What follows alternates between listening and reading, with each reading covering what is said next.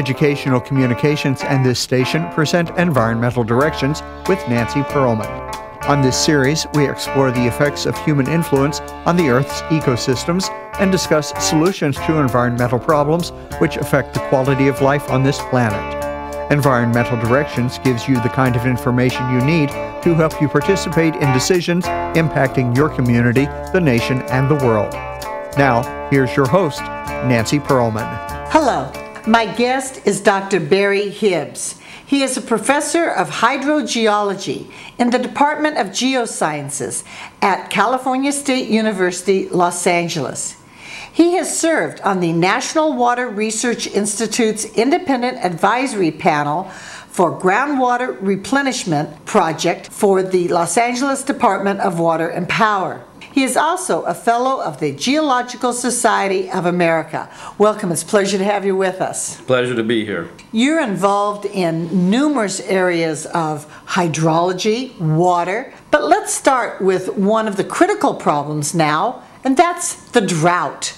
A lot of people are suggesting that we should be using more reclaimed water. Is that possible? What are the risks and what are the benefits? And what exactly is reclaimed water? Okay, well, reclaimed water is the wastewater that is created from municipal use of water that we flush down our toilets, use in washing machines, use in sinks and so forth, and it is sent to wastewater treatment plants where it is then treated for suspended solids which are removed. They are degraded. We also treat for excessive nutrients, soaps and other substances to try to remove those solutes so that we can then release the waters into waterways where they frequently, in California at least, flow into the ocean and are an important component in the ecology of bays and estuaries in coastal areas. I have seen tests done of reclaimed water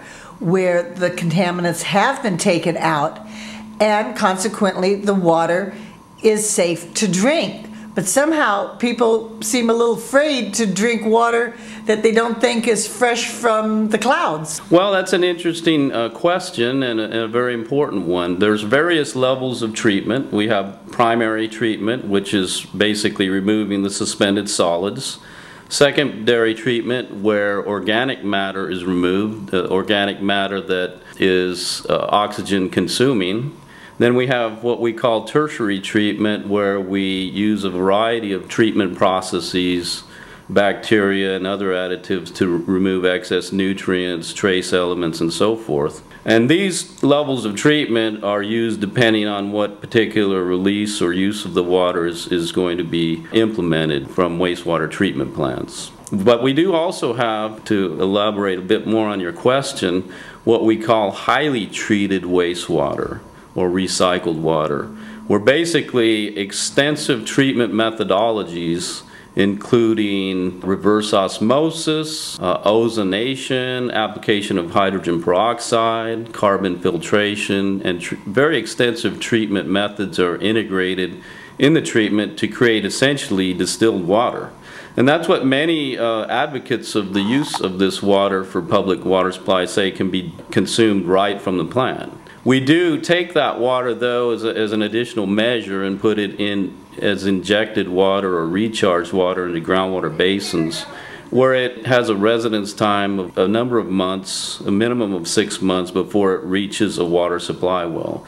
But there is a public discomfort with the use of this highly treated recycled water because of the fact that it was once wastewater from our toilets and laundry and so forth.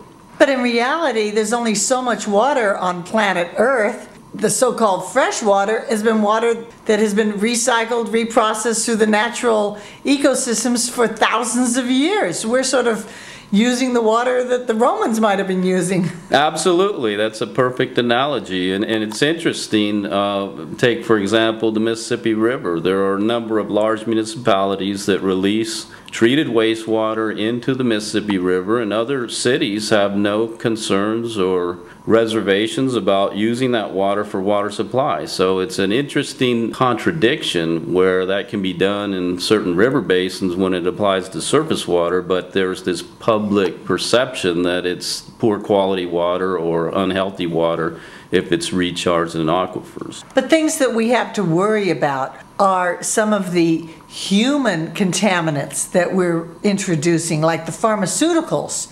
And that can be rather dangerous if they can't be cleansed through the treatment process. Oh, absolutely. There are a number of priority pollutants, I believe it's 129, that are regulated by the Environmental Protection Agency by means of the Safe Water Drinking Act and the Clean Water Act that are tested routinely in drinking water supplies. But there's literally thousands of other solutes or constituents, many of them contaminants and many of them toxic, which are not tested routinely, which are now coming to the public awareness that they are toxic and may present health concerns. We call those constituents of emerging concern, and these include pharmaceuticals.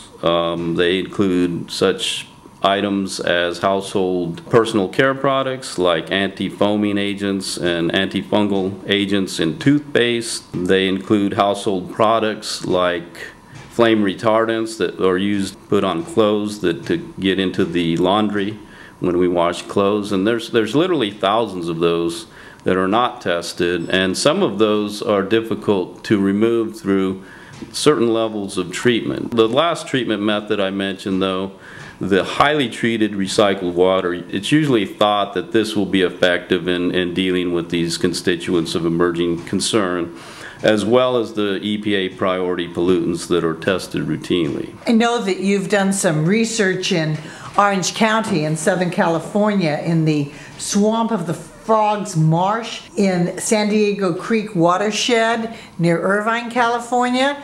And one of the pollutants there that you're concerned about is selenium. What is that, and where did it come from, and why is it in a natural ecosystem? Yes, selenium is one of the trace elements that I have engaged in the study of in watersheds and groundwater systems for about 15 years now. Selenium is a vital element in the diets of human beings, in the diets of various animals, biota in watersheds. It's a required nutrient or required element, such as copper or zinc. But like copper and zinc, if you have too much of it, it becomes toxic. And selenium is of particular concern in watersheds because it bioaccumulates in the food chain. That means that plants absorb selenium, insects eat the plants, fish eat the insects, and then migratory waterfowl then consume the fish and the insects. And it will bioaccumulate in their tissues to concentrations hundreds or thousands of times its concentration in the water. And it's particularly harmful to migratory waterfowl because it produces effects like poor egg hatch rates, thin egg shells, and birth defects in migratory waterfowl. So it is a concern. You're also involved in looking at the groundwater aquifers on the international borders, particularly the United States and Mexico. Now, an aquifer, if I understand it correctly, is sort of the underground lake of water. Some of them, I hear, we are taking out more than we're putting the water back in. What are the consequences of that, and does it make a difference if it is on an international border, because the aquifer doesn't know where our political boundaries are? Yeah, those are very good questions. And throughout the Southwest, of course, the area is noted for arid conditions. There's limited precipitation and limited runoff.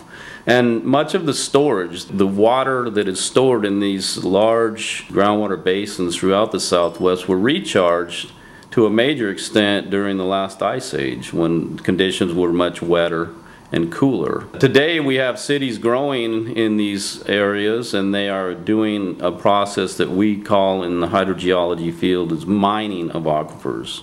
What that means is that water is being extracted at a rate greater than it is replenished through natural processes. Natural processes are rainfall that falls over the basins, or streams that may come from other basins and flow through the basin, recharging aquifers. And naturally, if you pump an aquifer at a rate greater than it is naturally replenished, then you eventually will run into an unsustainable situation where the aquifer will no longer provide water supply to these thirsty cities. So what needs to be done is these basins need to be managed in such a way to ensure what we call safe yields. That is, over several years, you are not pumping out more groundwater than is being recharged by natural and artificial purposes. So, as I say, there's natural recharge, which is usually limited because of the arid conditions, but we have also artificial recharge, which means that there are structures in place that water purveyors or municipalities build to recharge the water. So, for example, they may catch river flows during very wet years, capture those excess flows that might run to the ocean, and store them in large basins, surface basins that recharge the groundwater aquifers. Also, what we talked about earlier, the reclaimed water is being recycled and highly treated and is being stored in these aquifers. So if these cities are to continue to maintain a sustainable water supply, we need to think of this safe yield where on a several-year basis we are not extracting water at a rate greater than it is being replenished. Otherwise they'll be mined. We know that Los Angeles is in a desert, and we know that the millions of people are dependent on water brought from the Owens Valley or the Colorado River. So what was the decision of the Independent Advisory Panel on Groundwater Replenishment, which was a project for the Los Angeles Department of Water and Power, sponsored by the National Water Research Institute, to solve this water problem? That panel was commissioned to give advice to the city, the Department of Water and Power of the City of Los Angeles, on its proposal to use this highly treated reclaimed wastewater, which usually goes into the Los Angeles River and flows to the ocean, but instead of having that done, take a percentage of that, treat it to very high standards, and recharge groundwater systems in the San Fernando Valley. And after 3 years of discussion and debate, we developed a series of recommendations and guidelines where we were advocates of the system that had been proposed, but we did have recommendations on how it could be administered, and testing, monitoring, how much water could be recharged, and other concerns about that water mixing with known sources of contaminants in the San Fernando Valley Basin that have come from historical legacy industrial processes. But generally it was in favor of that operation, and many water supply hydrologists feel that to satisfy the demands of cities in the future, it has to be integrated in the management of groundwater basins and watersheds. Another issue that affects both groundwater and surface water that is happening not just in Southern California but across the country is this oil extraction, gas extraction through a process called fracking. How is this affecting water? That's a very good question, and there's a spectrum of perspectives on fracking across the United States. Obviously, there are tremendous oil reserves stored in these low permeability strata. We call them shales and mudstones, where oil basically forms originally. Just a little context on why fracking is proposed and how conventional oil recovery is done. These mudstones and shales I mentioned usually form in nearshore or offshore marine areas in the geologic past where fine textured sediments were settling out, silts and clays that are very small particles where waters are relatively quiet. Also, organic matter settled with these particles, and as new layers of sediments, of these fine textured layers, organic rich sediments accumulated on top, we started to develop an environment where this organic material would decompose in these sediments, but it was an oxygen deficient environment, so the organic matter was not oxidized. And so this is how oil forms, and it forms in these shales and silts and mudstones that are very fine textured. Now in conventional oil recovery, those oils contained in shales, as you go through geologic time and various tectonic processes, these oils are squeezed into sands, which of course are more permeable, sands and gravels that are deposited by other sorts of geologic conditions. And then it's very easy to drill a well into these sands and gravels and rocks made of them and recover the oil. This oil contained in these mudstones, though, is very difficult to recover using conventional recovery methods. You can drill a well and you'll get very little oil recovery.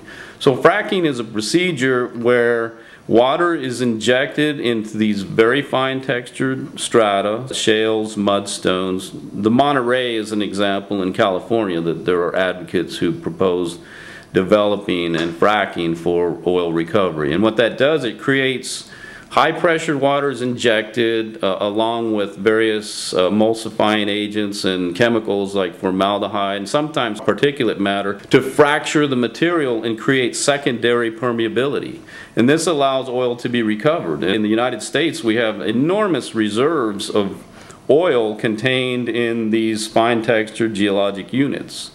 And they can't be recovered without procedures like fracking. Now, unfortunately, when we frack, what we're doing is we're creating permeability pathways potentially. We're drilling a lot more wells, and there are undesirable pollutants contained in oil and gas reservoirs, trace elements, petroleum hydrocarbons, and the fracking fluids themselves contain toxic elements. The elements that were included in the fracking solution, but also they dissolve these trace elements and hydrocarbons in the fracking fluids. Then those are recovered and they have to be disposed of. My main concern with fracking is that so many conduits are going to be used to reach these reserves, the drilling of wells and the creation of artificial permeability within the fine textured units, that there's no doubt there are going to be some environmental problems,